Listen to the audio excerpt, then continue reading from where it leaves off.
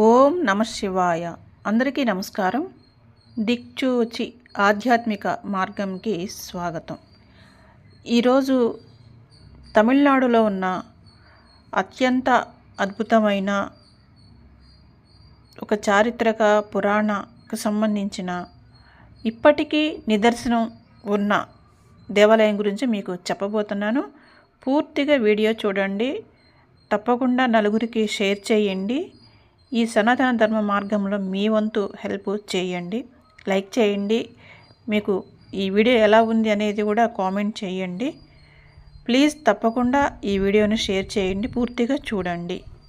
మీకు ఇక్కడ కనిపిస్తున్న దేవాలయమే ఏకాంబరనాథేశ్వర దేవాలయం, శివాలయం అన్నమాట.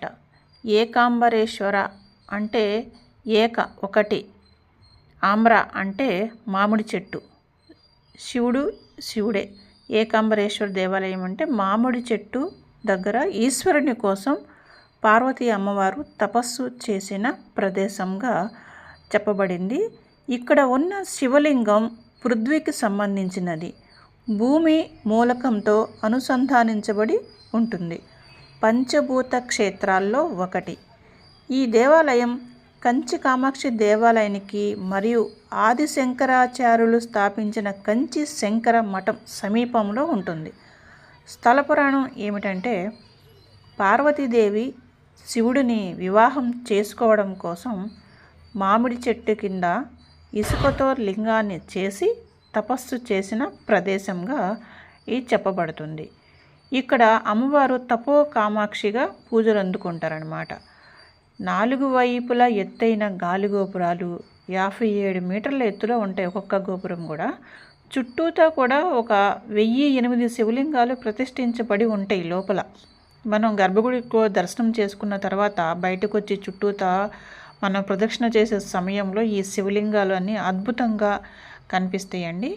ఈ దేవాలయంలో ఒక ప్రత్యేకమైన విషయం ఏమిటంటే, ఇప్పటికీ మనం కంటితో చూడదగింది 3500 సంవత్సరాల వయసు గల మామిడి వృక్షం యొక్క మొదలు ఉంది. ఈ చెట్టు దగ్గరే పార్వతీ అమ్మవారు స్వామివారి కోసం తపస్సు చేసి వివాహం చేసుకున్నారని ప్రతీతి. ఈ మొదల్ని ఈ వెండి అద్దాల పెట్టెలో ఉంచి భద్రపరిచారు. మనం స్వామివారిని దర్శనం చేసుకోవడానికి వెళ్ళేటప్పుడు ఎడం చేతి వైపుగా మనకి అద్దాల పెట్టెలో కనిపిస్తుంది. తప్పకుండా ఈ ప్రత్యేకమైన చెట్టుని ప్రత్యక్షంగా మనం చూడడానికి ఎంతో అదృష్టం చేసి ఉండాలి. అందరూ కూడా ఒక్కసారి ఈ అదృష్టాన్ని సొంతం చేసుకోండి. తప్పకుండా ఈ ఏకాంబరనాథేశ్వర దేవాలయానికి వెళ్ళండి. అక్కడ అమ్మవారు చూడకపోయిన అమ్మవారి విగ్రహం కింద చెట్టు అయితే మనం చూస్తాము. ఇదే నిదర్శనం మన దేవీ దేవతలు ఉన్నారు అనడానికి. ఇప్పుడు అదే స్థలంలో మరో మామిడి చెట్టు నాటారట.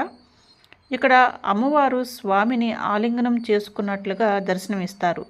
ఈ గుడి కూడా శివుడికి అంకితం ఇచ్చిన దేవాలయంగా చెబుతారు. ఇక్కడ శివుడు అమ్మవారిని తపస్సు చేస్తున్నప్పుడు పరీక్షింపదలిచి అగ్నిని పంపాడట. అప్పుడు పార్వతీదేవి విష్ణువును ప్రార్థించగా శివుడి తల మీద ఉన్న చంద్రుని చల్లని కిరణాలను ప్రసరింపచేశాడని, అమ్మవారి ఆలింగన స్పర్శతో పులకించిన శివుడు ప్రత్యక్షమై అక్కడ అమ్మవారిని వివాహం చేసుకున్నాడని పురాణం తెలియజేస్తుంది. చూడండి, ఇక్కడ ఎదురుగుండా గాలిగోపురం ఎంత ఎత్తుగా ఉందో, అలాగే స్తంభాల్లో ప్రతి స్తంభంలో అమ్మవారు గురించి ఇక్కడ ఉంది. శివుడికి అభిషేకం చేస్తున్నట్టుగా, అమ్మవారు తపస్సు చేస్తున్నట్టుగా ఎన్నో శిల్పాలు ఇక్కడ ఉన్నాయండి. ప్రతి ఒక్కరూ కూడా ఈ విశిష్టమైన దేవాలయాన్ని దర్శించాలని, మరియు ఇప్పటికీ మనం ప్రత్యక్షంగా చూడడానికి ఆ మామిడి చెట్టు యొక్క మొదలను భద్రపరిచినందుకు మనం చాలా అదృష్టవంతులు అని భావించవచ్చండి. ఈ గుళ్ళో ఉన్న చాలా విగ్రహాలు చాలా అద్భుతంగా ఉన్నాయండి. పైన ఈ దేవాలయం యొక్క గోపురం లోపల చాలా అద్భుతంగా ఉంది. ఇదే లోపలికి వెళ్ళే ఆ స్వామివారిని దర్శనం చేసుకునే మార్గం అండి. చాలా బాగుంది. చుట్టూతా శివలింగాలు అవి కూడా చాలా బాగున్నాయి. ఆ స్తంభాలు కానివ్వండి, ఆ చెక్కనే విధానం కానివ్వండి, చాలా బాగుంది. ఇక్కడ చాలా జనం ఉన్నారండి, భక్తులు. ప్రతి సోమవారం కానీ లేదా శుక్రవారం కానీ ఇంకా ఎక్కువ భక్తులు ఉంటారట. అందుకని మనం ఏదైనా మధ్యాహ్నం టైంలో వెళ్ళినట్లయితే ఇక్కడ త్వరగా దర్శనం చేసుకోవచ్చు. ఇక్కడ ఉదయం నుంచి సాయంత్రం వరకు కూడా దర్శనం వేళలు ఉంటాయండి. తప్పకుండా ఒకసారి వెళ్ళి దర్శనం చేసుకొని స్వామి చూడండి, అమ్మవారు ఇక్కడేనండి భద్రపరిచింది. మేము దర్శనానికి వెళ్తూ ఉంటే దర్శనం లైన్ పక్కనే ఇక్కడ అమ్మవారు కూర్చుని స్వామివారిని ఆలింగనం చేసుకుని అక్కడ వెండి కవచంతో కింద మొదలు కూడా మనకి కనిపిస్తుందండి. ఈ అద్దాల పెట్టెలో భద్రపరిచారు.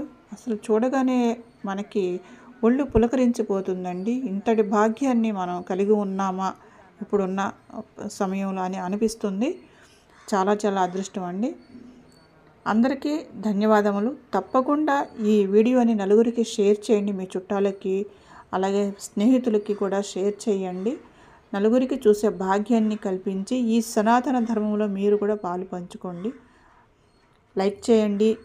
మీరు వెళ్ళినట్లయితే ఎవరైనా చూసినట్లయితే కామెంట్ చేయండి. అందరికీ ధన్యవాదములు. ఓం నమః శివాయ. Thank you.